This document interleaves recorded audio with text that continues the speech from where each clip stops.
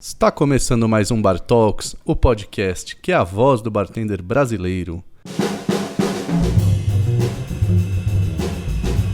O Bar Talks é uma realização do portal Mixology News, o primeiro podcast do Brasil.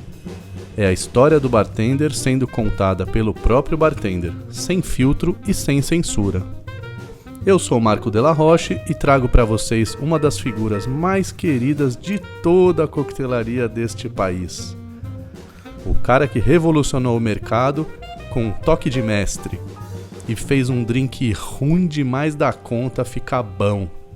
Com vocês, o meu querido amigo Marcelo Espumado Serrano.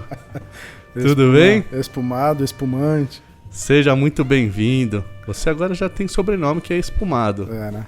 Se depender de mim, Como eu te falei agora há pouco, né? Estamos vendo ao vivo agora que a gente estava escutando antes, né?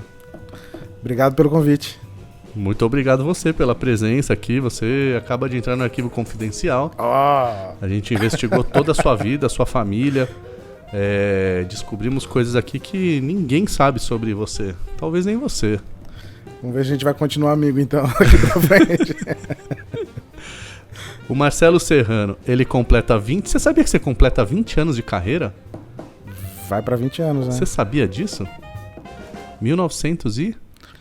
99, eu saí do Brasil. Exatamente, aí você foi encontrar seu amigo, a gente vai contar isso mais tarde.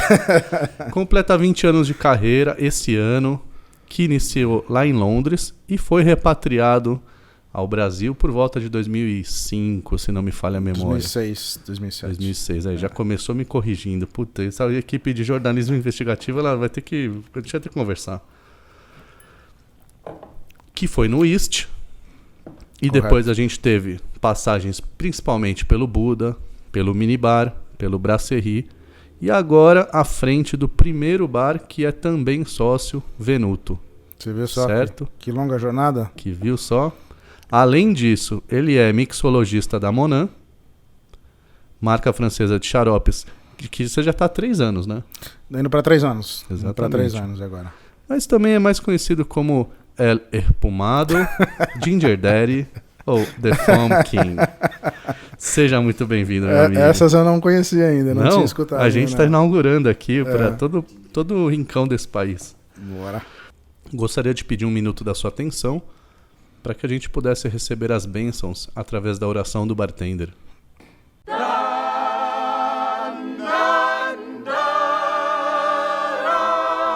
Pelo santíssimo sinal do rabo de galo redentor, livrai-nos das corote e das ais. Que nunca nos falte a simpatia de Dale DeGroff ou uma dedada apropriada de Gary Regan. Não nos deixeis beber de litrão, mas lembrai-nos de não mais fechar o bar. O coquetel nosso de cada dia nos dai hoje, que a graça do mestre Derivan recaia sobre todos nós para sempre. E que nos bares ninguém diga ser um mixologista, e sim... Bartender. Bartender, muito bem. Muito bem, vamos que vamos. Vamos que vamos. Você sabia que você tem uma pessoa que quer falar com você agora? Já? Já, assim já. Ixi, então manda. Fala galera do Bar Talks, beleza? Quem tá falando é Fábio Magueta, mixologista da Pernod Ricard e Clube do Barman. Eu tenho 2 perguntinhas para o Marcelo Serrano. Uma delas é como ele foi parar atrás do balcão, ainda mais na Europa. E a outra, se ele vem acompanhando o cenário de bares do interior de São Paulo e o que ele acha sobre isso. Abraço.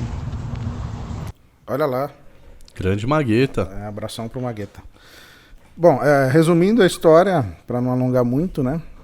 É porque eu jogava futebol e eu passei uma temporada em Londres para jogar futebol. Fui para lá. Você jogava sério mesmo, né? Sim, profissional. Profissional.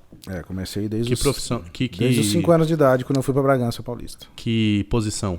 Meio de campo, aqui no Brasil. Seria quem na Copa de 2002? Zico.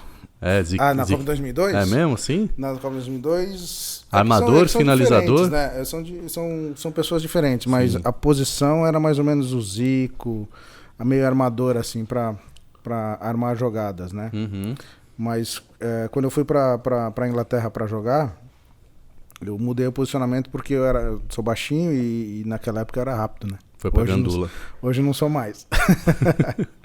E aí me colocaram na posição de atacante, de frente, que eu era muito rápido, assim. Romarinho os ingleses são muito altos. Uhum. Então eu passei um ano lá jogando e tentando fazer a parte de adaptação. E fui bem até, fui um goleador da temporada, no caso, né? Chelsea. Não, eu fui para um time de segunda divisão, que era um time, o Millwall. Supostamente era para eu ir pro Millwall. Segunda divisão profissional. É. Caramba. Só que daí a gente sabe como são a parte de empresários, aquelas coisas e tal. E aí me colocaram para fazer a parte de adaptação. Eu fui para um time de terceira, quarta divisão, coligados a esse time, né? Então eu passei esse ano lá. Fui muito bem e tal, mas aí no final eu tive que... me machuquei, eu tive que fazer uma cirurgia e tal. E aí eu... Joelho? Não, pubis. Pubis? Uma região muito delicada. Virilha. Não, pra cima. É assim. Bem ali na parte da cesariana, como se fosse Tava mulher. gastando essa época lá. E aí eu voltei pro Brasil, fiz essa cirurgia e eu, no decorrer dos tempos ali, de troca de clube, eu passei um tempo na Bélgica, em Luxemburgo. E... Pô, fechou. E aí não deu certo, e aí... Eu voltei pro Brasil, e aí depois eu fiquei 6 meses no Brasil, eu fiquei em Atibaia, um amigo meu me convidou para dar aula pra molecadinha. Uhum. E eu fiquei 6 meses dando aula, ensinando a garotada lá a jogar futebol e tal. Mas a minha paixão era jogar futebol, não era assim, ser instrutor de molecada. Sei. Não sei. Talvez tenha sido frustração da época, logo em seguida, né? Aí não deu pra seguir carreira. Daí eu não me apeteceu muito. Não. Bom pra gente, né? E aí eu resolvi, como eu tinha passado já um ano em Londres, eu conhecia a cidade, conhecia bastante gente e tal, eu resolvi voltar para fazer qualquer coisa, né? Uhum. E chegando lá, eu morei com os amigos que eu tava morando já e liguei para um amigo meu, que era de Bragança, um fotógrafo. E eu falei, olha, tô de volta em Londres, mas não tô mais jogando futebol, já encerrei a carreira de futebol e preciso trabalhar, quero fazer qualquer coisa. Encerrou no auge também, vamos combinar, né? 22 anos? Não. Pô, 22, lá em Inglaterra, ganhando Não, mas euro. não deu pra ganhar dinheiro, não. Mas é no auge, vamos pensar assim. E aí ele falou, cara, eu trabalho num bar, se você quiser vir pra cá, dar uma força aqui, vem pra cá, vamos ver. E aí foi. Então isso foi meados de 2000. Vê se como chamava esse bar? Cheers. Foi o único ou você trabalhou em outros bares também? Não, foi o primeiro, né? Primeiro. Foi o primeiro. Eu tenho uma teoria, vê se você acha que essa teoria cai por água abaixo ou não. Tem muita gente, eu não vou citar nomes e eu não venho ao caso aqui, o que importa é a teoria. Tem muita gente que faz temporadas fora e volta dizendo que trabalhou em X lugar e tal. E eu acho que em todo lugar do mundo tem boteco e padaria. Sim. Você acha que a gente deveria então perguntar assim, onde é que é isso aí? Deixa eu ver o Instagram do lugar, deixa eu ver o site. Tem que dar uma pesquisada, porque às vezes você vai ver, a gente tá comprando gato por lebre, né? Tem que dar uma pesquisada, né? Vai saber se esse lugar aí não serve uns...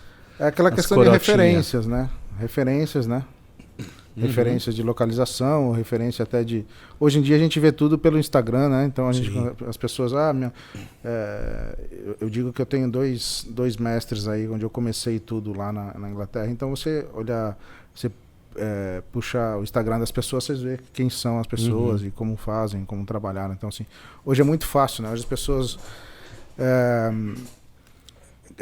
procuram emprego pelo Instagram e as pessoas contratam pelo Instagram também, pelo perfil da pessoa. Então, é muito difícil esse Instagram com você, as redes sociais, né? O mundo mudou, né? A gente tem que se adaptar. Mas, enfim, eu tava falando do bar, né? Eu comecei no bar lá em Londres, comecei a ajuda desse amigo e eu acabei gostando, né? Porque eu frequentava poucos bares, porque na época eu jogava, mas eu gostava de ver o pessoal trabalhando. E aí foi aí que eu comecei a ver a parte de manipulação, de dedicação, sabe? Uma coisa séria. Que o bar era uma coisa séria, não era uma coisa que a gente ia para beber com os amigos, se divertir. E eu fiquei assim abismado com tanta profissionalismo que o pessoal trata o bar assim. E nesse momento Londres já estava passando pela revolução da vou dizer da mixologia, mas dessa nova geração de bartenders, né, que estavam vindo com ideias novas, se unindo, trocando informação. começando a criar coisas novas, receitas, né? Sim, bastante diversidade, né? É. E aí você voltou pro East, né? Foi seu primeiro bar aqui no Brasil, então. Foi... Como é que foi? O East, pra mim, é um... Não só um bar. Acho que nem tanto o bar, mas o momento East pro Brasil foi muito importante. Eu tenho algumas observações a fazer, mas eu queria que você contasse a história, assim. Como é que foi o East... Abriu o East? Equipe, projeto de inauguração... O que mudou no Brasil com a chegada do East? Então, com a minha chegada, eu programei a minha volta para o Brasil, né? Então, quando eu cheguei no East, ele já tinha inaugurado há um ano, né? Quando eu falo que o bicho é famoso, ele é. Porque assim, quem programa a sua volta? Quem Não, programa a volta foi o Ronaldo. Ronaldinho, Romário. Não, porque é difícil você adaptar em outro país. Eu acho que é mais difícil ainda você se readaptar no seu próprio país. Uhum. Quando você vê as coisas que acontecem lá fora e as coisas que acontecem aqui no Brasil.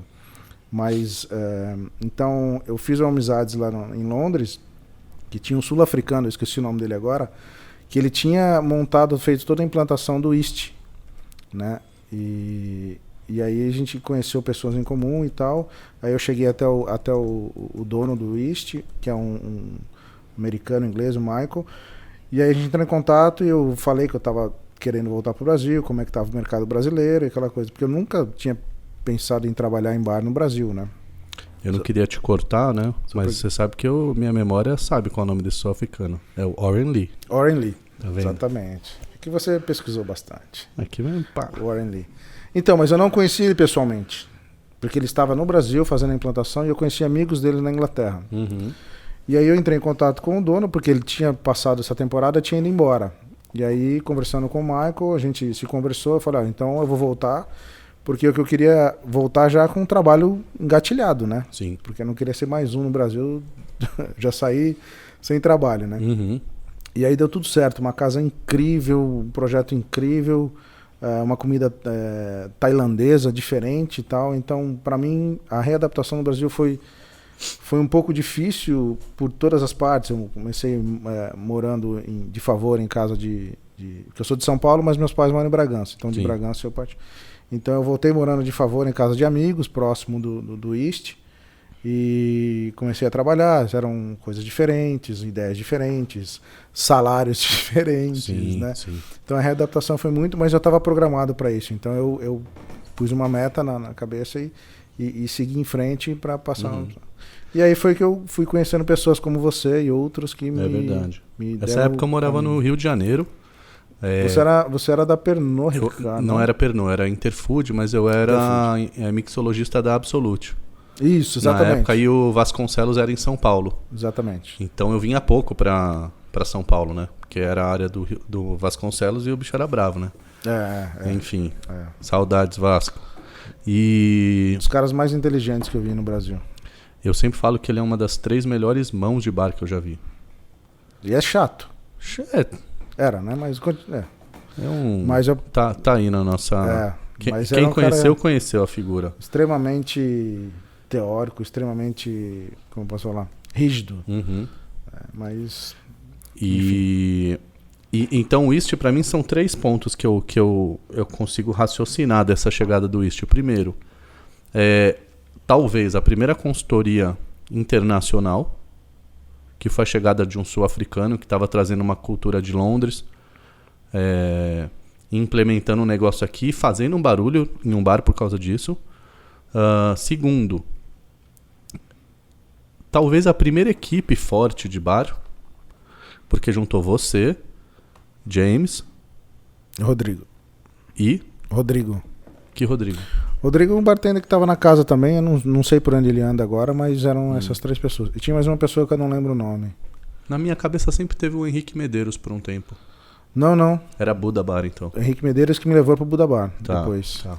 Henrique Medeiros e Marcelo Vasconcelos. Os dois que foram me buscar lá para formar um time forte. O conhecido rapa fora, né? Robô. Mas era um projeto... E o terceiro ponto é que o East foi uma das primeiras cartas de coquetel autoral E o primeiro bar que estava olhando para o ambiente do cliente como ambiente de bar, não como ambiente de restaurante. Tava realmente falando assim, ó, aqui vai ser coquetelaria. Cores mais vibrantes, uma coisa mais... Antes a gente tinha um cenário muito de restaurante. Você passa a ter balcão, né? Tinha um balcãozinho pequeno e tal. Embora a estrutura interna era ainda deficitária, né? Ninguém olhava para dentro. Que aí eu acho que é a segunda revolução, que é o Mini. O primeiro bar que olha para dentro e fala assim, a gente vai mexer aqui. Sim. Porque as pessoas começam a investir no bar, né? Não só na cozinha, né? Que para mim é a quarta revolução da nossa história. O Wish tava, assim, operacionalmente falando, do bar tava... Da cozinha também, mas do bar era o primeiro bar que tava bem, assim, projetado para uma coquetelaria de alto nível. Mas mesmo assim você não tinha rail, você não tinha speed, você não tinha cubas. No East? No East. Tinha. Tinha? Tinha. Então pronto, não tô sabendo de nada do que eu tô falando. Eu acho que tinha, sim. É? Que era um módulo, tinha até máquina de lavar dentro do bar. Sim. Não era placa de mármore? Não. Ah, que bom, cara. O balcão era mármore, eu acho, se não me engano. Era muito bonito. E aí tem o Buda, né? Que assim... papo de tiozão, né? Novamente. Mas só quem tava lá pra entender o tamanho da importância de um Buda Bar no Brasil naquele momento. Que não foi só o bar, né? Que era o centro, né? Era a praça de confraternização da alta sociedade brasileira naquele momento, naquele prédio que desabou com tudo, né? Desabou no sentido... quando teve operações de Polícia Federal, né? Por conta de todo o complexo das Lu, que foi aquela... o complexo das Lu, isso. Conta como é que foi aquele negócio. E aí, desculpa te cortar aqui, mas faço uma observação. Foi a primeira vez, talvez a segunda, foi a segunda vez que eu vi um bar no meião. O Ilha, porque o outro era o Spot, né? Era um bar que você fala assim, isso aqui é um bar, vocês vão tomar coquetel. A gente não vai esconder o bartender, a gente não vai esconder a estrutura e tá aqui no meio do bar. No meio do espaço, né? Que é incrível. O projeto Buda, assim, como eu falei, eles já tinham vários sócios trazendo a marca, né? Marca mundialmente conhecida, com uma culinária japonesa, com fusões e tal. Trouxeram a Bel Coelho, uma excelente chefe, para tocar a cozinha, e o Henrique Medeiros à frente desse projeto, né? Uhum. Foi aí que eu fui conhecendo as pessoas. Eu tava, acho que um ano e pouquinho no East. E aí eles estavam formando um time forte aí, porque era muito grande. Eram, se eu não me engano, mais de 200 pessoas sentadas, quase 300. Uhum. Então tinha esse bar e tinha um outro bar pequeno para atender um suporte, né? Para fazer um suporte. Então, sei lá, a equipe era de 5, 7, acho que 9 pessoas no bar, nos dois bares, né? Uhum. E quando você chegava, você já dava de frente com o bar, né? Então a espera era em volta do bar. Então, uma coisa suntuosa, né? Então eles investiram também nessa coquetelaria, porque já era uma coquetelaria pensada no conceito da casa, né? Sim. Então tinha toda essa parte de estudos, de preparação, logística, voltada para a gente trabalhar com aquela culinária, né? Uhum. Obviamente que você tinha os clássicos, tinha bastante coisa autoral, mas usando sempre ingredientes voltados para o conceito da culinária. Sim, e aí a coquetelaria já estava... É lógico que a gente sempre fala que a gente está no melhor momento, né? Mas ali era o melhor momento da coquetelaria no país. Na época que eu cheguei, se eu não me engano, tinha... que eu escutei falar, né? O Derivan era o Senhor das Armas, né? Uhum. E o Cascão tinha um bar, o Dry Bar. Sim. Né? Que era também famoso nessa coisa de martinis e tal. Sim. Dry Martini. Então, que a gente vivia essa época dos martinis. Eu não tinha muita informação antes disso, né? Sim. Agora a gente estudou um pouco mais, mas na época eu não sabia nada dessa parte. E então já estava começando, né? Estava começando a surgir essa coisa de coquetelaria, né? Uhum. Mais explorada. E coquetelaria como objeto de desejo, luxo, Eu acho que o Buda foi um bom exemplo de como colocar novos patamares para coisa, né? O Dry, ele tinha um formato intimista, pequenininho. Eu tive a oportunidade de uma vez, mas o Buda tinha aquela coisa do tipo, coquetel é bacana, é legal. Você vai pagar caro, você vai tomar marcas importadas incríveis e é lifestyle. Eu acho que isso aí foi um passo. Embora a gente olhe para as cartas de 2005, né, que a gente fez, participou, a gente olha hoje e fala assim, caramba. Mas era onde a gente podia chegar naquele momento, né? A partir do momento que você investe em pessoas, você pode cobrar o retorno, né? Então foi o que o East fez e o Buda fez também, colocando o Henrique Merredeiros, que era um dos mais experientes aí do Brasil na época. E o Henrique saiu em busca de montar a equipe dele, né? Então ele foi Vasconcelos, se eu não me engano a Thalita foi chamada, não sei se ela começou, não me lembro agora. E aí a gente tinha um time forte então. Então, obviamente, quando você tem profissionais fortes, você tem que investir um pouco mais, né? Sim. Estrutura e tudo mais. Então, você tem cabeças boas pensando, tem que sair coisa boa, né? E público a gente era crítico. Exatamente. E ainda tinha um público que ainda era difícil você chegar, entendeu? Porque era aquela coisa muito... o público que frequentava lá tomava uísque, os homens tomam uísque, champanhe, as mulheres vinhos. Então, assim, a gente estava começando a entrar no mercado de coquetéis e como a gente faria para que essas pessoas experimentassem um coquetel de wasabi. Experimentasse um coquetel com coco e maracujá, sabe? Então, assim, era uma coisa meio difícil de você entrar na coisa. Mas devagarzinho a gente foi conseguindo, foi mostrando essa cultura de coquetelaria e as pessoas foram aceitando mais fácil. Você costuma ficar bastante tempo nos mesmos bares, né? A gente entra com um projeto de longa data, né?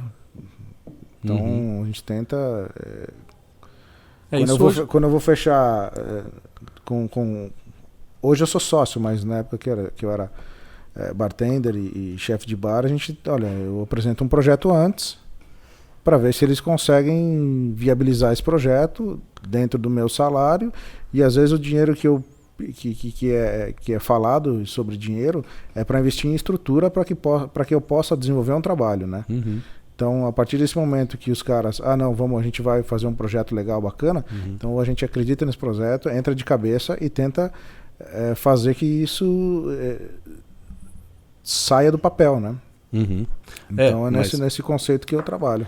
Hoje em dia é mais fácil a gente ouvir esse discurso, 2019, mas não era comum ver esse discurso em 2012.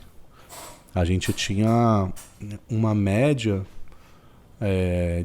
de bons bartenders que estavam vendo oportunidade a cada proposta, né? Então não tinha aquele apego de um projeto de médio e longo prazo. E eu via que você e poucas figuras, pouquíssimas, estavam focados em realmente, eu não vou abrir mão disso aqui porque outra coisa melhorzinha apareceu, porque eu tenho um projeto aqui, né? Hoje a gente começa a ver bartenders já que não são plenos, sêniors, como a Vossa Senhoria, gente nova já chegando com essa mentalidade de eu vou fazer um projeto de longo prazo, eu vou escolher certo, vou me manter e vou colher os frutos disso, que é bem legal, né? Fora isso, você não faz nada sozinho, né? Então você chega no proprietário e vai falar assim, monta um projeto, vamos trazer esse projeto para frente, vamos sair do papel, só que assim, o proprietário faz o papel dele, ele investe em você, investe na estrutura e fala, mas e aí o resultado? E aí onde que entra com a equipe, né? A equipe é o sucesso do estabelecimento. Então, quanto mais você tiver uma equipe coesa que fique com você esse tempo todo, mais retorno você vai dar e mais você vai poder cobrar o proprietário para que ele te reinvista em outros produtos, em outros equipamentos, para que você continue sempre trazendo novidades, sempre trazendo o melhor para casa, né? Sim. E eu vejo hoje que esses jovens bartenders, antes não tinha, né? Antes de cair de paraquedas, como eu caí de paraquedas. Hoje não, hoje você já vê gente que quer ser bartender. Então eu recebo várias chamadas no Instagram, assim, né, que pessoas que eu não conheço falam, onde que eu posso fazer um curso bom para trabalhar no bar? E antigamente você não tinha isso, né? Me arruma um trabalho. Me arruma um trabalho. Nossa, cheio. E só que tem um outro lado também, né? Tem pessoas que têm poucos anos de experiência. Tô falando isso hoje. Sim. Pessoas que têm poucos anos de experiência no mercado, 2, 3 anos, e já acha que sabe, já tem uma experiência grande, já sabe, já pede um salário altíssimo, já é consultor de bar, já é especialista em bar. Então, assim, nós estamos vivendo um momento meio delicado agora. Através dessas pessoas querendo, e as pessoas que têm pouca experiência querendo exigir muito, seja dinheiro ou seja visibilidade, essas coisas. Então tem que tomar muito cuidado com isso para não pular etapas, né? Infelizmente eu vejo que esse jovem bartender não tem como. Acho muito estranho. O jovem bartender fala assim: eu vou abrir mão de uma oportunidade, de uma grana que pintou aqui em uma consultoria, porque eu preciso me preparar para saber fazer isso bem. Na verdade, ele nem tem esse conhecimento, né, de como que é fazer bem, como que é terminar um ciclo, sabe? E abrir um outro ciclo na profissão. Então, eu acho que aí todos nós que temos mais de um ciclo, de 30 a 40, né? Eu sei que você ia falar de idade. Não, mais de um ciclo, porque eu acho que essa coisa do ciclo, a gente precisa falar mais sobre isso. O ciclo é você se enxergar terminando um processo, começando outro, colhendo os frutos do processo que você terminou, colhendo os aprendizados e fazendo uma média, sabe? Às vezes a pessoa nem... Puta. E tá... Vou dizer que ela tá errada? Não. Ela está tentando o melhor para a carreira dela. Tem aquela pergunta básica, né? Que todos os empreendedores, todas as pessoas que querem crescer na vida tem que se fazer, né? Who let the dogs out? O que vai ser daqui a 5 anos, né? O que vai ser daqui a 5 anos? Aqui a 5 anos eu terei mais 2 casas e terei uma gama de amigos e trabalhando bem feliz aí nos bares e na Moná. Você pretende continuar com a coquetelaria nos próximos 5 anos, 10 anos? Olha, eu sempre trabalhei em crescimento. Eu nunca consegui ficar... Aquela palavrinha que eu odeio é zona de conforto. Então eu não consigo ficar quieto. Já fiquei doente várias vezes por excesso... A minha aposentadoria do futebol foi por excesso de treino. Treinava no dia de folga, treinava sozinho. Me machuquei sozinho. Tive que encerrar a carreira. Cara, que fim ruim. E nos trabalhos também. Então sempre tive trabalhos, consultorias, treinamentos. Hoje eu tenho um bar, trabalho na Moná, faço treinamentos. Sim. A consultoria deu uma parada aqui, né? Senão a saúde não aguenta, né? Mas tem algumas aulas, tem alguns workshops, então a gente tem que dosar. E a saúde, né, também. Então eu fiquei 10 anos, depois que eu parei de jogar de futebol, eu fiquei 10 anos sem treinar. Acho que praticamente nada. Então, desde que eu... E a mulher, né? Desde uns 3 anos pra cá eu voltei a fazer um pouco de exercício físico, que me ajuda muito mais no dia a dia, né? Mas peraí que eu tô recebendo aqui no ponto eletrônico a informação que você pretende se candidatar a deputado lá em Bragança. Você já comprou 1/3 dos rincões da cidade. E isso tá né? Tá nos planos aí. Você e o Hulk já estão planejando aí, né? Não, a política fica bem longe, né? A gente não vai poder polemizar aqui sobre isso? Não, política não, deixa pra lá. Vamos continuar, amigo. Tá bom. Vamos falar do que interessa. Opa!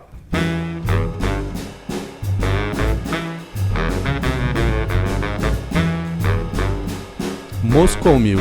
Esse negócio aí que você inventou, você sabe que complicou a vida de muita gente, né?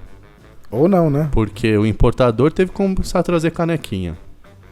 A empresa lá de sifão teve que trazer mais sifão. O gengibre teve que fazer mais gengibre. O bartender teve que fazer produção. Você é um senhorzinho, viu? Sem querer, né? Conta pra mim, como é que foi esse negócio aí? O Moscow Mule é um drink clássico. Ruim. Você acha ele ruim que nem eu acho? Cara, não. Vodka e ginger ale? É um drink sem graça. É um drink sem graça. Mas eu gostava dele porque, como a gente tava na Inglaterra, quando eu tomava ele era muito frio. E aí quando vinha o calor, ele era bem gostoso. Uhum. No calor na Inglaterra, frio, frio e calor, calor, muito forte. Como é que é? Repete. É frio, frio e calor, calor. Ah, entendi. Só que eram 2 meses de calor né? E o restante frio. E aí eu gostava desse drink, é um drink clássico. Então quando eu montei a carta do minibar, eu queria colocar... Foi uma carta com 83 drinks clássicos. Jesus. Então, ele tava nos planos, né? Só que daí eu não tinha o ginger beer, ginger ale lá que finalizava o coquetel, dependendo da localização. E quando eu cheguei no Brasil, começou aquela moda do... Molecular. Drinks, gastronomia molecular, Uhum. né? Então eu acompanhava bastante, a gente estudava um pouco sobre essa coisa, e aí eu vi, até mesmo quando eu cheguei eu me espantei que a primeira pessoa que eu vi o Henrique Medeiros fazendo espuma de caipirinha, usando um sifão, né? Então foi muito Ele legal. trabalhava no Dom nessa época, né? Então, ele tava do lado exatamente. do mestre, ele Sim. já tava, né? Então ele acompanhava muito essa parte de gastronomia molecular, as tendências do dia, né? Uhum. E eu também já tinha alguma coisa feita com sifão, mas, né? Eu falei, poxa, então eu vou tentar fazer uma espuma de gengibre. Uhum. Pessoal pesquisava muito também o pessoal da Nova Zelândia, da Austrália também trabalhando nisso também. E aí eu fiz a espuma de gengibre, mas uma espuma mesmo, usando clara de ovo. E aí Sim. fiz lá e eu tinha lá. Saía muito pouco. Ainda eu fiz ela num bolzinho, não tinha nem a caneca. A gente comprou 8 bolzinhos, veio numa bandeja e tal. Isso não saía nada, né? Uhum.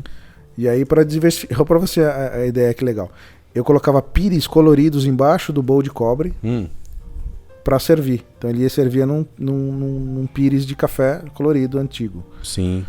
Sim. E as pessoas no minibar, às vezes... Com uma folhinha de hortelã, né? Isso. E às vezes as pessoas, elas roubaram o pires. Elas levavam embora o pires e não levavam embora o bowl. Eu já vi... Era um bolzinho bonito, né? Era um bolzinho bonito. Só que elas levavam pires colorido. Algumas vezes eu vi isso. E deu muito certo. Só que não tinha saída esse boom que tem hoje, né? Sim. Daí quando foi feita a minha transição pro Brasserie, quando eu fechei o acordo com os sócios do Brasserie, eles falaram, pô, eu quero esse drink na minha carta. Eu falei, então vamos comprar as canecas. Uhum. Né? E a gente não achou o bowl até então. E aí falou, olha, só tem um jeito, que é de comprar as canecas lá fora. Que era caro antes. Que era caro. Né? E aí ele falou, não, vamos investir. É aí que eu digo, vamos investir, vocês vão investir? Então vamos lá, vamos acertar isso aí. E aí coloquei no Brasserie, quando eu fui pro Brasserie, a gente colocou ele na carta, já com a canequinha, que é o original, né? E foi um estouro. E foi um estouro, assim... Foi imediato? Foi. Você viu? Foi. Vocês colocaram na mídia isso pra fazer um barulho? Não, a gente não Os deu, sócios não pediam, deu ênfase. sugeriam? Não, ele estava na carta, mas não deu ênfase. Ele deu ênfase porque no Brasserie, eu sempre tive essa cultura de quando eu vim pra cá, era de como é que eu vou fazer que as pessoas bebam coquetel no Brasil. Então a minha intenção era, sempre trabalhei com apresentações, tentei trabalhar com apresentações diferentes, para tentar tirar a curiosidade das pessoas, fazendo o que é aquilo ali? Aí eu quero experimentar. Então, isso eu fiz no minibar também, né? E levei pro Brasserie. Só que no Brasserie eu tive só que isso eram conceitos diferentes. Minibar era mais speakeasy, clássicos, então eu usava mais copos de vidro antigos, que eu pinchinchava. E no Brasserie eu já começava a desenvolver meus próprios copos, né? E aí a caneca entrou junto nesse meio termo. E aí foi assim, de explosão. E aí nessa época começou aquela questão do Instagram, né? Que começaram a postar e tal. Então começou uma explosão muito rápida na mídia. Então as pessoas queriam ir lá no Brasserie. E o custo dele é ótimo, né? O custo é sensacional. E você chegou a vender 6 mil drinks por mês? Sim. Dá 250 por dia, numa conta que eu fiz aqui rápida. Com 24 dias mês. Eu lembro muito bem que eu cheguei a fazer num sábado... De um drink só. Num sábado, 680 Moscow Mules num sábado. Você devia ter o quê? Uns 10 sifões? Nessa época a gente tinha... eu cheguei a ter 16 sifões no Brasserie. 16 sifões. Então era um investimento alto. Uma dica que eu dou aí para quem faz evento, né, e faz Moscow Mule, a gente aplicou em um dos bares que eu dei consultoria, foi muito bem. É comprar como é que chama? Vácuo, uma maquininha de vácuo, baratinha, 300, 500 reais, fazer um blend de todo o mix, já com emulsificante de preferência, escolhe um emulsificante aí para sorvete que funciona bem e faz esse blend, porciona nos sacos, passa no vácuo, deixa pronto gelado. Você compra 2 sifões, em 20 segundos você troca, passa uma água no sifão, abre, só picota o saco a vácuo, passa para dentro, fecha, gás, tá pronto. E você poupa aí alguns R$1.000, né, de sifão. Mas lá a gente não tinha como. É uma coisa que na época a gente não tinha essa... A gente não tinha como. A gente preparava o drink, eu já deixava o drink pronto, deixava ele numa jarra, a gente fazia 60 litros por dia, num balde grande, e deixava ele porcionado, deixava ele nesse balde, e depois ia passando pra jarra, então a gente servia na jarra, a gente não batia coqueteleira, nada. E aquela folhinha de hortelã do início que você falou também, a gente tirou, excluiu, porque não dava para colocar uma folhinha em cada. E a puro. Então era assim, era de 30 em 30 que saía esse drink. E os sifões, eles ficavam assim no canto do bar, numa champanheira, no gelo. Então a gente colocava os drinks lá, o garçom próprio se servia com a espuma e já saía, tipo chopp, sabe? Saía bandeja de chopp, saía bandeja de Moscow Mule. Então a gente trocava de sifão nessa época de 4 em 4, assim, não tinha. Então a gente precisava ter bastante sifão. Então a gente tinha uma geladeira. E o sifão precisa ficar gelado para ele estar a textura, né? A minha receita, pelo menos, né? Então eu deixava ele gelando, por isso que eu tinha bastante. Descansando, pelo menos aí 3, 4 horas descansando, para ele poder dar a consistência da textura, né? Sim. Então foi muito importante essa época aí no Brasserie. Então agora a gente vai fazer um bate-bola rapidinho aqui.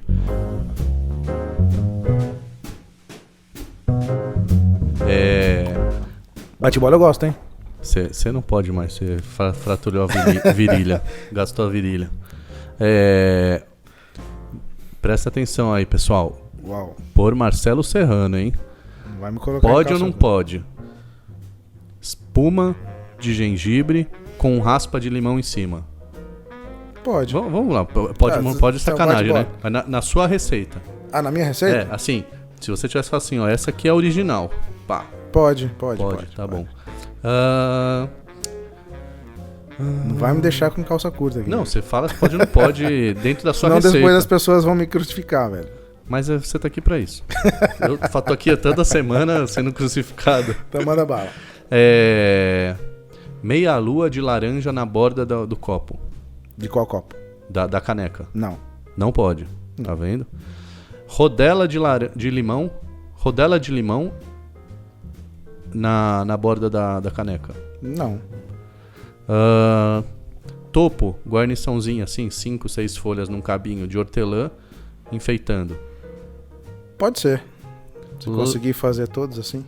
Limão desidratado em cima da espuma. Pode, mas vai baixar a espuma. A não ser que seja um mousse, né? Sim. Espuma mousse. Não, né? Durinha, firme. Não, né? Tá. É bonito. Mas não pra foto é bonito, mas pra consumo ele não integra o coquetel, né? Ele fica à parte, né? E eu não gosto que as paredes da caneca ficam leitosas, elas ficam feias, sabe? Parece que você terminou de tomar um milkshake. Então, e são várias coisas, porque às vezes tem muita gordura pra deixar nessa textura, ou tem muito gengibre, as pessoas vão ficar com os lábios muito picantes, então assim, tem que ter muito cuidado com isso. Você acha que lábios picantes são bons ou não? Não, porque você vai tomar vai tomar um drink só, né? E o intuito é tomar vários, né? Então lábios picantes não pode. Depende. O que mais você já viu de aberração aí? Fala assim, os piores, eu sabia que você ia me colocar. Os 3 piores. Não, dá a sua opinião. Você é um cara... Todo mundo quer ouvir o que você tem pra falar. Não, cara, eu acho que essa parte de emulsificante, essas coisas que fica muito gorduroso, então as pessoas não tem aquela... Eu pensei em fazer o gengibre, a espuma, para integrar o drink mesmo, sabe? Para ter aquela... Não para ser a parte do drink, porque às vezes você vai na espuma, a espuma tá um pouco adocicada e o drink cítrico, então assim, tem que ir junto a coisa, né? E às vezes você faz o buraquinho na espuma ali e você toma o drink e a espuma fica ali um cupcake, né? Exato. Daí você não tem a junção do drink na espuma, então fica assim meio separado. Fica bonito para foto talvez, mas não sei. Talvez. Não sei.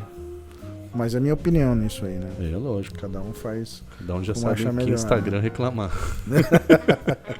Como é que foi abrir o Venuto, cara? Você falou, pô, a vida tá boa aqui, ó, comprei metade da cidade, tô vivendo de renda, vou abrir um bar. Não, quem dera.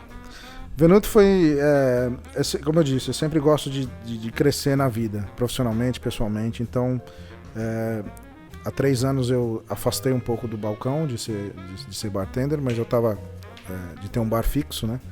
E aí com o convite da Monan, sem deixar de fazer o que eu gosto, de trabalhar, de criatividade, dessa parte de bar, mas tendo mais outras responsabilidades, tendo mais uma outra experiência trabalhando numa multinacional, né? Que todo mundo acha que é brincadeira, uma empresa de xarope, você sabe disso, mas as pessoas são sérias. Então, a gente também, a idade vai chegando, né? Então, eu tive uma oportunidade de aprender mais fora do balcão, estudar, fazer cursos de gestão, aprender com a Monan, aprender outras coisas e deixar esse tempinho livre para eu descansar e poder cuidar da saúde, voltar a jogar um futebol, né? Aprendi a jogar tênis, então fazer um pouco de esporte, porque eu tava já fiquei doente várias vezes, fui parar na UTI devido a minha entrega profissionalmente, e a saúde vai embora, né? Noites, farras e tal. Caio, aprender a jogar tênis é esporte de quem deu certo na vida. mas é o seguinte, por que eu fui pro tênis? Futebol, você precisa de... Futebol... golfe tava difícil, né? Não chegou nesse ponto ainda. Futebol, você precisa de 15, 16... Cricket, não, ainda 15, não. 16 pessoas para jogar. Uhum. E, nossa, eu já cheguei a sair do trabalho meia-noite e entrar na quadra 1 da manhã de segunda-feira e sair às 4 da manhã. Sim. Vontade de jogar futebol, de fazer algum esporte. Só que no outro, você perde a semana inteira, né? É dolorido, é noite, é briga com a mulher e tal. Então eu achei no tênis uma coisa, falei, pô, só preciso de mais um, ou professor, ou um amigo, pelo menos fazer esse esporte, entendeu? Então assim, você compra uma raquete usada ali para iniciar e vai começando a jogar, entendeu? Pelo menos está fazendo alguma coisa, sei lá, eu sou a favor de qualquer tipo de esporte, mas e o tênis é uma coisa que me interessou muito porque além da parte física é muito técnico, né? Então você tem ali o tempo de bola, assim, é bem gostoso. Então o Venuto, voltando ao Venuto, foi uma consultoria que eu estava fazendo no Makoto, que as coisas não acontecem por acaso, né? Eu encontrei o Fred, que era o nosso gerente geral lá do Brasserie, e a gente falou, olha, pô, né, acho que cada um tá no seu momento, a gente já inaugurou tanta casa para os outros, né? A gente já trabalhou tanto para os outros, vamos entrar nessa nova empreitada, nesse novo desafio, né? Para nós mesmos e tal. E aí falei, vamos embora. Eu também penso assim, né? Que já era um pensamento futuro, né? Há 5 anos atrás eu pensava isso. Vou ter meu bar um dia. E aí chegou essa oportunidade, esse cara que me empurrou também, eu empurrei ele. E aí falou, então vamos começar a procurar as coisas. Começamos a juntar a nossa equipe, quem poderia fazer parte. A gente fez o caminho contrário. A gente formou uma equipe antes e depois a gente foi atrás de um ponto, de um local para a gente trabalhar. Então a gente montou essa equipe e falou, olha, pô, tem uma equipe legal, uma equipe escolhida a dedo, então não tem erro. Que era alguns ex-Brasserie, onde nós tivemos sucesso lá atrás, com comida, bebida e tal. Então falou, pô, nós temos uma equipe forte, nós temos um potencial pela frente, então vamos encarar essa. E aí procuramos um ponto, a gente achou um ponto extraordinário, né? Onde é? Conta aí para quem estiver em São Paulo ou estiver de passagem, não pode perder. O Venuto fica ali na Peixoto Gomide, 1658. próximo ali... Primeira coisa que vocês vão ver é um barzão, assim. O bar bem de bem cara. destaque, um barzão amarelo, ficou bem bonito. Ele fica bem próximo ali do restaurante Cozinha, do Zena Café ali. Tem um posto Shell, assim, bem na esquina, assim, que dá pra... Né? Então a gente tem um restaurante de 55 lugares, uma cozinha italiana contemporânea, os coquetéis são bem explorados, que eu fiz uma parceria com uma perfumista. Então a gente entrou com um conceito também, desde a minha entrada na coquetelaria. Eu gosto dessa coisa de surpreender as pessoas, então visual, explorar a parte sensorial das pessoas, levar uma experiência nova para elas, né? Então o que seria isso? A primeira coisa é o visual, o aroma e o sabor. Então eu conheci uma pessoa muito bacana, a Mônica Rosseto, uma perfumista, e a gente fez um trabalho ano passado, juntos, mas foi um trabalho esporádico.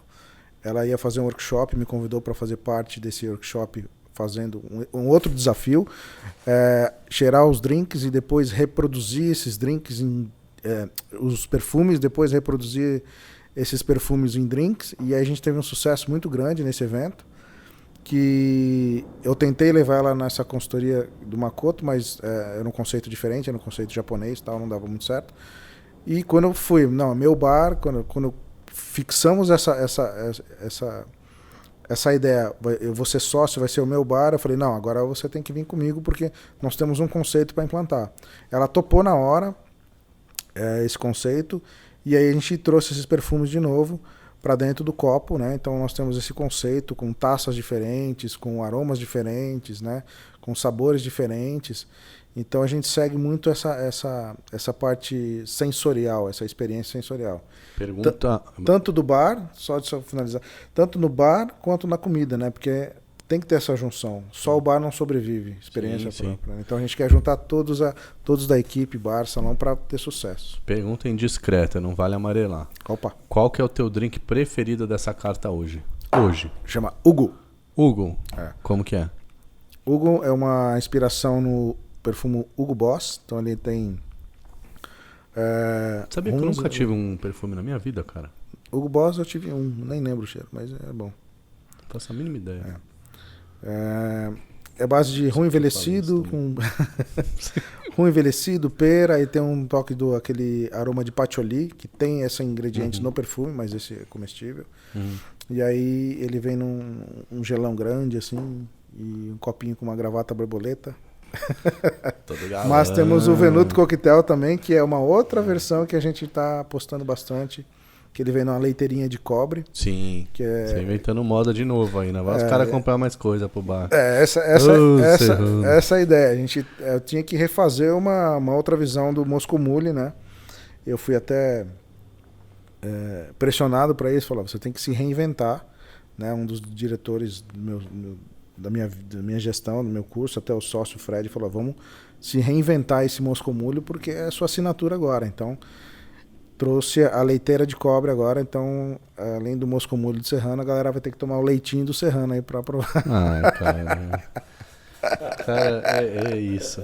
Então vocês façam a gentileza, Rua Peixoto Gomide, 1658. Prontinhos para tomar o leitinho do Serrano. Ele que falou, hein? Não fui eu. E é bom, hein?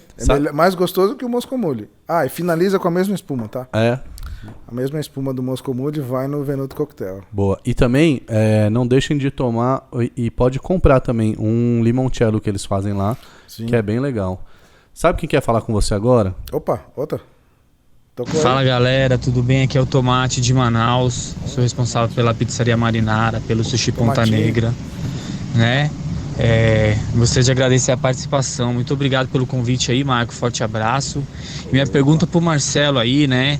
Eu queria saber pro Marcelo, eu queria que ele respondesse o que ele acha que não pode faltar na hora de montar um menu, na hora de montar uma carta de drink, o que é fundamental para uma carta de drink. E a outra pergunta é o que ele acha que vai ser tendência para esse próximo ano, o que os bartenders, as pessoas que olham o trabalho dele, né, tem ele como um exemplo, o que ele acha que pode ser tendência. Valeu, abraço. Bom, vamos lá. Matinho, grande abraço, meu parceiro. Tá lá em Manaus, né? Tá lá em Manaus, fazendo né? Se ele me desse 10% dele lá, tá bom.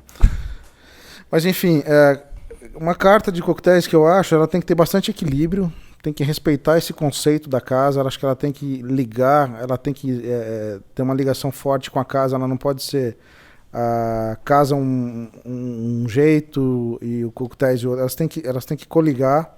Óbvio que nós temos os clássicos aí no meio do caminho, que às vezes não tem nada a ver com a coisa, mas eu acho que elas têm que ser ligadas de alguma forma, né, os ingredientes, alguma coisa assim. E a tendência, eu acho que o menos é mais. Nós estamos passando por uma coisa agora que muita invenção, você acaba colocando muito ingrediente e acaba com gosto de nada. Então as pessoas querem ler, querem ver o coquetel e falar assim, nossa, eu estou bebendo isso mesmo que você me falou, ou que está à mostra. Então, assim, e outra coisa também, custo, né? As pessoas, eu bato muito nisso. A gente, você criar um coquetel maravilhoso e ele fica muito caro e aí você não consegue vender e aí você, sabe, é muito trabalhoso para o seu estabelecimento. Então, o menos é mais aí é bacana porque você tem que entregar um produto na ponta que seja compatível com o seu estabelecimento e te dê lucro, né? Porque não adianta você fazer um coquetel extremamente bonito, gostoso, só que ele não te dá lucro. Sim. Então é provável futuramente você ter prejuízo nisso aí, né? Sim. Isso aí. E o que você acha que é a tendência para os próximos anos? A tendência é prestar bastante atenção nos custos e dar mais sabor, fazer essa combinação de aromas e sabores para que as pessoas sintam o sabor do coquetel mesmo, não enfiar um monte de ingredientes, decorações, né? Talvez, estão dizendo bastante sobre o rum, né? Eita, de novo. Mas eu acho que o gin permanece mais um pouco. Mas rum a gente já está trabalhando, tá chegando os rums aí pra gente aí. Gin tem bastante coisa, né? Tem uns limoncellos aí também, tá chegando. Eu acho que vai ser difícil não ser a grande diversidade a tendência. Acho que cada vez vai ficar difícil um grande produto vir e tomar todo espaço. Porque a gente está criando muitos nichos, né? Porque nós já estamos bem explorados, né? Então, assim, vinha uma tendência, assim... A coqueteleira brasileira já tá bem avançada, né? Então a gente já está sendo bem respeitado lá fora, né? Graças aí a várias pessoas que tá colocando o nosso trabalho à frente disso. Então o mundo já está olhando para a gente de uma outra forma, Brasil. A gente só precisa saber ganhar dinheiro com isso, né? Porque a gente faz as coisas e a gente às vezes quer fazer bonito, só que toma prejuízo e aí acaba afetando um monte de gente, né? Então eu estou batendo bastante nessa questão de custo-benefício, né? Eu acho que isso, custo-benefício é muito mais relevante do que o que o mundo acha do Brasil, sabe? O bom e bem feito, eu acho. Exato. Que é a gente pra gente, né, aqui. Eu acho mesmo, assim. É lógico que é importante se conectar e tá cada vez mais antenado, o mundo saber o que está acontecendo aqui, a gente saber o que está acontecendo lá, mas... as tendências de Brasil, mercado, revolução de mercado vai acontecer quando a gente entender o que o nosso público quer tomar mesmo, né? É o que eu acho e ninguém me perguntou isso, né? Mas eu tô falando porque... Não, o que você acha? Eu já falei. Não, mas a gente tá passando por esse momento e tem que tomar cuidado, porque senão é prejuízo na certa. Prejuízo na certa. Enfim. Como é que foi entrar para a indústria de xaropes? Eu te faço essa pergunta, né? Como quem também fez esse movimento, né? Acompanhei você entrando na indústria de xaropes. Eu vi muita descrença e preconceito nesse primeiro momento.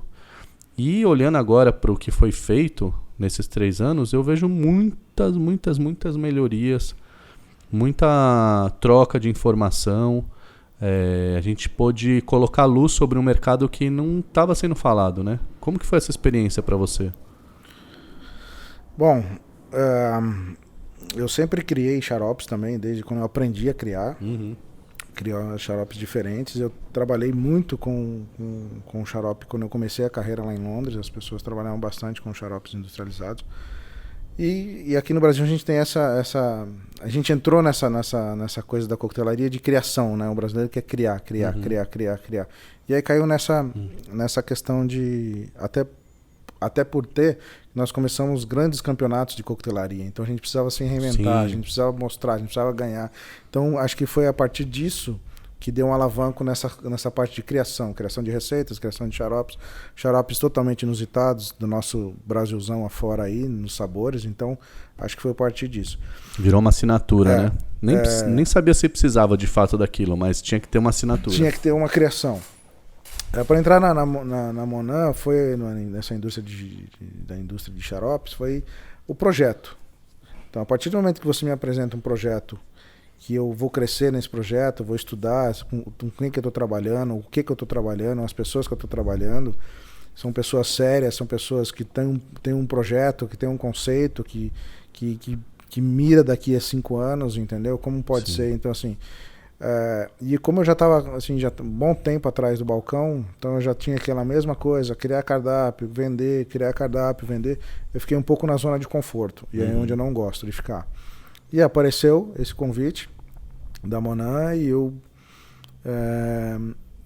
de primeiro momento, eu aceitei para fazer parte disso como um embaixador, ou fazendo alguns treinamentos, algumas apresentações, mas depois a gente conversou e para ficar full time mesmo, para desenvolver um trabalho que seria um trabalho sério, não era só mais só exploração de nomes e sabe? Então foi, quando eu vi o projeto eu aceitei na hora esse desafio,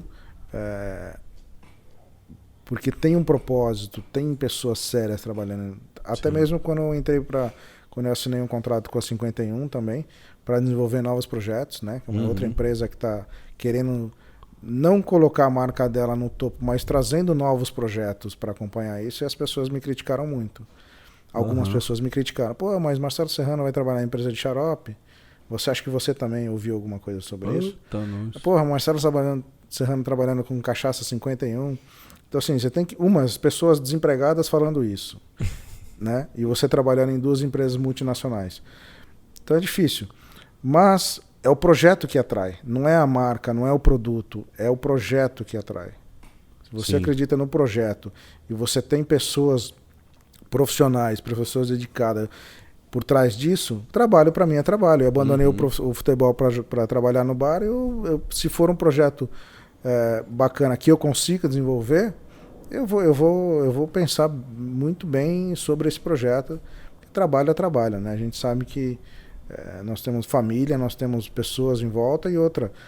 Se você ficar sentado ali, você não vai construir nada, né? Então, na minha vida eu tenho que construir, sempre construir e ajudar as pessoas que estão ao redor, né? Ajudar as pessoas que queiram ser ajudadas também. Tem pessoas que você sabe que não querem ser ajudadas. Mas enfim, e aí, projeto, trabalho é trabalho. Eu senti que tinha muita gente torcendo contra nesse momento. Ao invés de torcer ao invés de simplesmente falar assim, cara, faz o que você quiser da sua vida, sabe? Mas porque era uma coisa que afrontava, né, o estabelecido 3 anos atrás. Como assim? Agora a gente vai usar xarope industrial? E aí, eu na minha experiência que eu tive, você na experiência que você teve com a Monan, que você está tendo, eu acredito que a gente olhou para a cena e falou assim, cara, é a oportunidade da gente dar mais espaço para esse assunto ser discutido, dar mais motivo para usar o que tem que ser usado na hora certa e o que não tem que ser usado na hora errada, a pessoa saber disso, né? Ajudar os bares a prosperarem financeiramente, ajudar os bartenders a terem mais opção do que fazer com os ingredientes, sejam os artesanais, sejam os industriais. Se são os industriais, quais são os bons, quais são os ruins? Se são os artesanais, como melhorar essa produção? Como misturar esses 2 mercados que podem, né? O mercado não, né? Essas 2 técnicas, né? O artesanal ele pode usar o industrial. Sim. Porque o artesanal ele usa ingredientes industriais nesse artesanal. Então eu senti uma oportunidade riquíssima de discutir um assunto mesmo. Que a gente estava elevando a enésima potência para uma coisa que estava ficando até surreal de discutir, né? Porque a gente chama de facilitador, né? Porque quando você usa xaropes industriais, ele já está pronto, já sabe o sabor que você tem ali. Mas a gente fala que a gente tem eu e o Pisante, a gente tem essa logística lá, e o Igor também, que a gente, olha, se você quer criar o seu xarope, por favor, né? Nós criamos os nossos antes.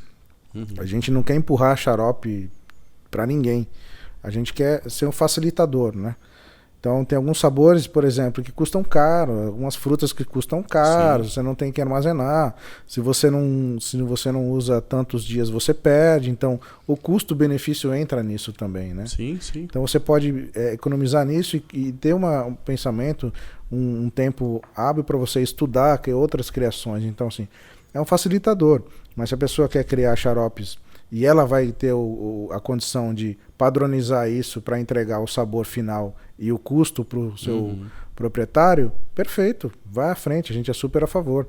Mas se ela quiser usar um xarope para facilitar a rapidez, economizar tempo, economizar dinheiro, a gente está aqui para ajudar, entendeu? Sim. Acho que é mais ou menos isso que a gente trabalha. E a oportunidade de colocar isso em discussão, né? Tipo, vamos falar sobre o assunto, cada um traz sua ideia. Eu acho que isso foi um momento... É que agora já é um esperado, né? A gente já tem um movimento de educação para o mercado de xaropes, mas 3 anos atrás não existia. Sim. Primeira vez que eu dei um treinamento, que você deu, tinha muita gente falando, o que o cara vai falar aí? Era quase como sentado na cadeirinha e falar, quero ver você sair dessa.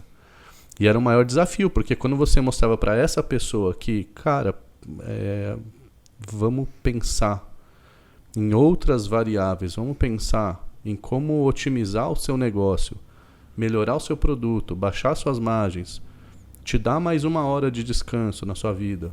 E o cara abrir os olhos e falar assim, eu não esperava que você ia me deixar com essa batata quente na mão. Porque eu vim aqui pronto para sair gritando que o artesanal é melhor de qualquer forma e pronto. Uma coisa meio messiânica, assim, né? E aí você entregava para ele raciocínio lógico, a pessoa fala assim, eu vou ver o que eu vou fazer agora. Isso era muito legal. Sabe quem quer falar com você agora? Outra ligação? Manda. Fala pessoal, quem tá falando aqui é o Rafael Pisante, sou mixologista da Monan. Pisantique. E é um prazer estar participando com vocês. E eu queria mandar uma pergunta aí pro meu parceiro Marcelo Serrano. Queria que ele falasse um pouco sobre as dificuldades nesses 20 anos de bar, tá ficando velho, nesses 20 anos de bar, quais são o que você enxerga como as principais dificuldades depois de tanto tempo de profissão? E queria que você falasse um pouco também sobre a cultura de coquetéis não alcoólicos, o que você enxerga disso dentro da coquetelaria, da mixologia. Um abraço, bom programa para vocês. Esse aí fraturou a virilha também já. Esse foi um irmão que eu ganhei nos anos de bares, a gente já se conhecia de longa data e a gente acabou trabalhando, se encontrando na Monan, trabalhando já 3 anos juntos, então o irmão que eu ganhei nos bares. Bom, as dificuldades são várias, né?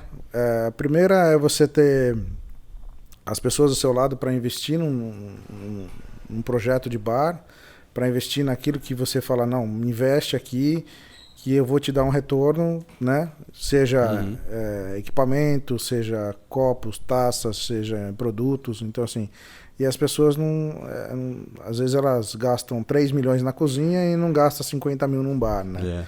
Então assim, é muito difícil essa briga é constante, né? De fazer isso. E também a dificuldade de você das informações, hoje não mais, mas a dificuldade de você viajar, de alguém investir em você, falar assim, não, vai lá fora, dá uma volta lá na Inglaterra, ver como é que tá, dá uma volta nos Estados Unidos, como é que tá, para investir nas pessoas, né? Para que elas tragam esse retorno para o seu estabelecimento, né? Então a gente tem muito pouco isso também, os proprietários de bar investindo em pessoas, né? Sim. Essa é a dificuldade, né? E é o mercado de não alcoólicos que está crescendo, né? Os não alcoólicos, obviamente que Outra dificuldade que é difícil no bar também é você não concentrar muito e deixar, como eu disse antes, a saúde de lado, né? Noites de farras e tal. Eu gosto bastante de beber, mas assim... Gosto. Todo mundo, né? Eu tenho uma história pra contar de você. Vai contar. Tem várias. Mas assim, é dificuldade porque noites de farra, aí você não consegue desenvolver um trabalho bacana e aí você acaba não crescendo na profissão. Então, assim, é muito difícil. Mas os não alcoólicos estão vindo com força, por quê? Porque o mundo está virando, né? Então as pessoas estão investindo em saúde, sem glúten, sem lactose, né? Direção, né? E não querem perder o lifestyle, né? A curtição. Tem aquela questão de você ter um padrão de vida, tem um carro, vai viajar ou vai no barzinho e tal. Hoje não, hoje é tudo Uber, né? E tal.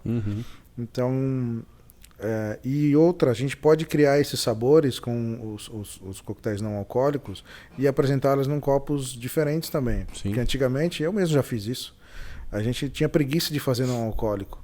Porque a gente queria criar, né? Então é uma outra visão. A gente vai envelhecendo, a gente vai aprendendo. Mas o Mundão ajudou bem toma uns tombos, ajudou né? a gente, né? Como é que é aquilo lá? Só vê as pingas que eu tomo, não vê os tombos que eu levo, né? Então, é mais ou menos isso. E aí você pode criar coisas maravilhosas e não ter álcool. Você apresentar num copo bacana e a pessoa achar que está acompanhando os outros ali com um copo bacana na mão. Então, e sabor, né? Você pode brincar com sabores também, com fruta, xaropes, então você pode fazer coloridos e tal. A gente pede bastante de criança, festa de criança, então assim, e outra, vai te dar um custo, né? A receita, custo, benefício, então assim. Além de você não perder esse cliente para um refrigerante, para um, sei lá, para um suco, né?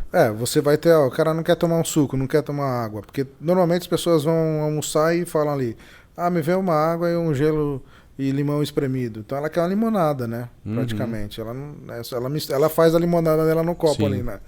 Então para que não colocar algo mais, algum outro sabor, né, em cima, né? E personalizar a experiência do cara. Exatamente. Né? Você coloca ali, faz um coquetel não alcoólico, dá um nome para ele, coloca num copo bacana e pronto. Olha, o seu custo é esse. Fique à vontade, né? Então tá crescendo muito esse mercado, né? Agora estão fazendo até destilados sem álcool, né? Uma coisa assim. Como é que é essa história aí? Diga aí. Cara, eu acho que aqui no Brasil a gente não tem ainda, né? Acho que não. Nenhuma marca que tem. É uma oportunidade incrível de você dar a mesma experiência de sabor e não ter o álcool e não ter os danos que o álcool causa no fim das contas. Lógico que tudo é dano. E se você dosar tudo isso, você consegue viver bem, né? Mas eu acho que é incrível essa diversificação dos destilados, sem álcool também, da cerveja sem álcool, que evoluíram muito, mas também dos coquetéis não alcoólicos, que você bate o olho na mão da pessoa e você não faz a mínima ideia que não tem álcool ali. Então a pessoa pode se proteger, né, na imagem da coisa. Ninguém vai olhar para ela e falar, você é o da vez... você tá doente, você não sei o quê. A pessoa já cai um pouquinho naquele critério, né, da noite, que sabe-se lá, eu não sei mais como é que é isso. Tem também uma outra tendência que a gente escutei, né, na feira BCB, conhece? Opa, já ouvi falar. Então, eu não fui esse ano para Berlim, né? Mas eu tive aqui no Brasil. Então eu tive algumas informações que também é uma outra tendência, que são os coquetéis com baixo teor alcoólico, né? Sim. Então também. É mais uma levada aí para além dos não alcoólicos, mas também com baixo teor alcoólico. Porque às vezes uma bebida alcoólica, às vezes não, quase sempre ela incorpora no coquetel. Então, mas se você dá uma reduzidinha no destilado, no fermentado ali, ela mantém ali o padrão, mas um baixo teor, né? Sim. Vamos fazer agora um bate-bola rapidinho aqui? Opa! Vamos lá? Bate-bola é bom. Qual é o seu sabor preferido de Monin e por quê? Hoje, nesse momento. Hoje, Spice Mango. Spice, por quê? Porque ele tem um sabor da fruta e tem a picância da pimenta. E tem a doçura, né? Pra qual figura você gostaria de servir um drink que ainda não rolou? Pra qual figura? Boa pergunta, hein? Boa pergunta. Me pegou de surpresa. Aqui é assim, a nossa equipe é incrível. Passar essa depois eu respondo? Vou pensar? Não, pode não. Pra quem eu serviria um drink e ainda não rolou? Pra qual figura você já serviu um coquetel e você não se esquece até hoje? Ronaldo Fenômeno. Eita, nós. Na mesa ou no balcão? No balcão. É mesmo? Esse foi uma outra experiência de Londres. Em Londres? Em Londres, no bar que Caramba. eu trabalhava, no Sketch. Era uma segunda-feira, bar calmo, fechando o bar já, meia-noite. E naquela época eu tinha acabado de encerrar a carreira, né? Então tava meio frustrado ainda. Eis que me entra Fenômeno. Imperador. Já pensou? Não, ele tava com a Cicarelli na época. Só que esse dia era o dia do meu aniversário. Caramba. Então eu tava meio tristão, porque eu não tinha jogado bola e tal. Aí batemos um papo lá e foi... Mentira, cara. Foi inesquecível. Assim. Que demais, Legal, que demais. Agora que a gente tem Ginger Ale nesse país. Moscow Mule com espuma ou com Ginger Ale? Olha, espuma, né? Pronto. Você gostaria de ver o... Ginger Ale puro, com gelo. Eu gosto também. Alguns, porque uns ali são bem ruinzinhos. Você gostaria de ver o Moscow Mule no mundo inteiro sendo feito com espuma? Lógico. Pronto. Deixar seus créditos, né? Você se arrepende do quê?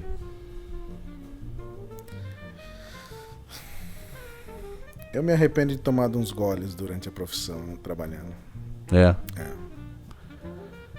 O que você seria se você não fosse bartender? Jogador de futebol. Mesmo? Não, o que eu seria ou o que eu gostaria de ser? O que você seria? Putz. Não tenho a mínima ideia.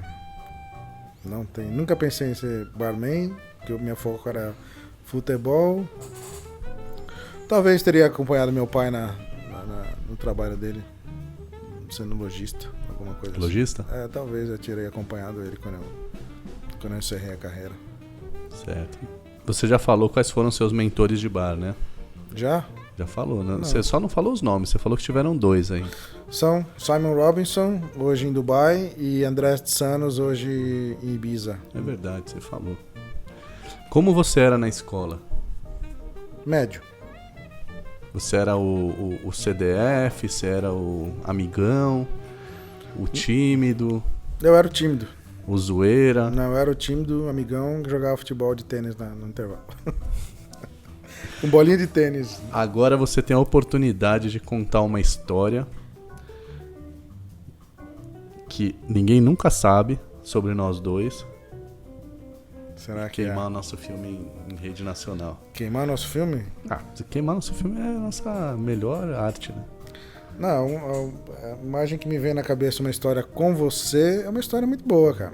Muito boa. Muito boa. Nós estamos organizando o campeonato em Fernando de Noronha, Ilha Drinks. Eita! Deixa eu me assentar aqui direitinho. Ilha Drinks. Fomos convidados para ser jurados, fomos até lá. Vê se me refresca a memória aí. Vamos que eu te ajudo aqui, Não sei qualquer se é coisa. E aí Eu só lembro de uma cena.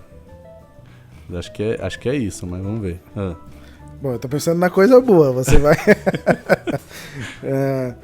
a gente passando o campeonato junto, esperando a galera, nas praias de Fernando de Noronha, enroscado na escada de Praia do Sancho, sei lá. Jantando com as patroas, sei lá. Eu tô lembrando de um passeio de barco que a gente fez 9 horas da manhã. Passeio de barco, tá certo. Que eu chego cansado, com sono, entro no barco, dou oi pro Serrano e eu vejo que ele tá com um negócio entre a bermuda, entre a sunga e a bermuda. Você lembra disso? A tequila? Mas Você isso tava foi coisa... com uma pet de 500 ml de tequila 9 horas da manhã. Eu olho pra você, Serrano, o que tá acontecendo? Então, voltando ao assunto. A gente foi patrocinado pela Patron Verdade, na época. Agora o campeonato era o spoiler era a Patron. É. E aquilo lá foi coisa do Gaia. Que o Marcelo Gaia que me deixou aquilo aí e me falou que era água. E eu fui tomar e dei um golão, vi que tequila. E tomou tudo. Não, eu passei pra você depois, você tomou um golão também. É verdade, a gente tomou junto. Mas foi legal aquela outra história na festa à noite, que nós arrancamos a muleta do Valdir calado. E ele ficou pulando com uma perna só e nós com a muleta dele jogando pra cima, assim, ó. Ai. Lembra dessa, né? Você sabe que esperto é a mulher de Saci, né? É, né? Porque se o cara quiser dar um pé na bunda, quem cai é ele. Nós arrancamos a muleta dele, lembra? Tomando tequila patrão no bico. Eu lembro, cara. Festejando no final do campeonato lá. O Valdir correndo atrás da gente, a gente com a muleta dele. Um abraço, Valdir. Ô, Valdir, chama nós. Legal. Vamos terminar então com o momento Nostradamus aqui, onde você vai poder dizer o nome de um bartender que você está vendo evoluir muito nos últimos tempos e que você acha que vai despontar. Quem e por quê? Um bartender que está evoluindo muito?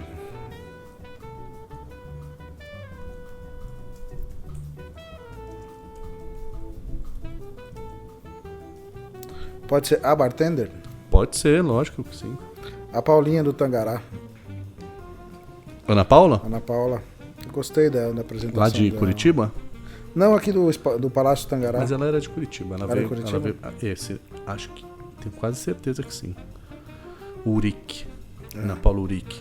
Eu gostei da apresentação dela. Ou ela treinou muito bem. Ela tá sendo... Eu tive com ela lá no espaço, no Palácio. E ela tá... As pessoas estão... Que lugar, né? E as mulheres, elas estão estudando bastante, treinando bastante, né?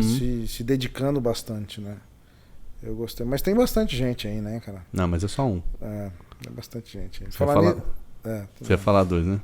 Não, tem bastante gente aí. Não. Só um. Senão isso aqui vira passação de pano. Ótimo, muito bom. Se você pudesse escolher o que você gostaria de ver escrito na sua lápide? Lápide, mano? Merda.